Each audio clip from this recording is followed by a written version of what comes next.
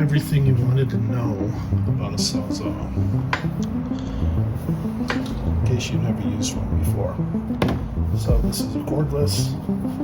This is your battery.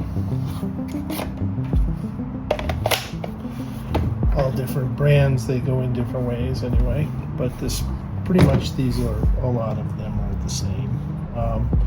Most of the time what you see is a slide lock lever here to get the blade out. That's got to be all the way up. Just pull that out, pop it back in. And what does the Sawzall do? Basically goes back and forth. So these tools are meant to kind of be abused. They can really take a beating. And a lot of demo, like if you're taking things apart and ripping stuff up, that you know, this is like the best tool you probably could have in your arsenal. So these tools, the blades get beat up, and you can just, you know, buy new tools, new blades. They usually come in packs. You'll see that they're all worn out. That doesn't mean they're bad. What does mean they're bad is when you see them get blued up or they get blackened. But you can see like the teeth are missing on that one. And then here, look at this one. This is pretty bad right in this area. And another one here I was looking at just a little bit ago.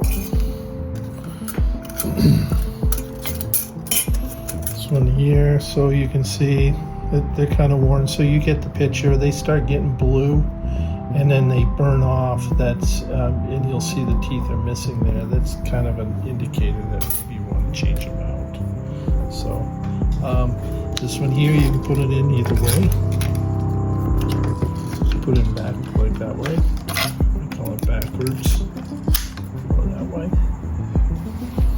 So the way you use a Sawzall is, first of all, usually every saw will have some kind of lock.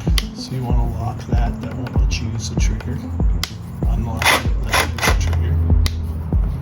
So, fence. Got a fence here, and this is important. So whenever you saw stuff, the key is that you want to always put this fence against what you're sawing. So you want to make sure it's against the fence, and then before you start sawing, you want to start it moving. So you started moving, but you got to make sure it's on the fence. If it's not on the fence, what's going to happen is it's going to slam it back and forth like this, and you're going to get frustrated with it. So I'd recommend making sure your piece is clamped, but if at the very least, you've got to make sure that you are tight against this fence, and that'll let it do its job. So yeah, the second thing with these is a lot of times you'll think you're tight against the fence, but you're not thinking about where this end is going. So if you're near a wall or something, you know, for example, this, it'll sit there and hit and it'll bounce. So you've got to make sure that the blade you chose is short enough that it's not going to hit on something else while you're trying to cut. So that's, you know, that's kind of why they have different lengths, different purposes. So that's it. Mainly you want to make sure that you're always holding this with both hands. Wear safety glasses. This video isn't really about safety. It's about just kind of getting an awareness of this tool. But yeah, this is what they call a Sawzall.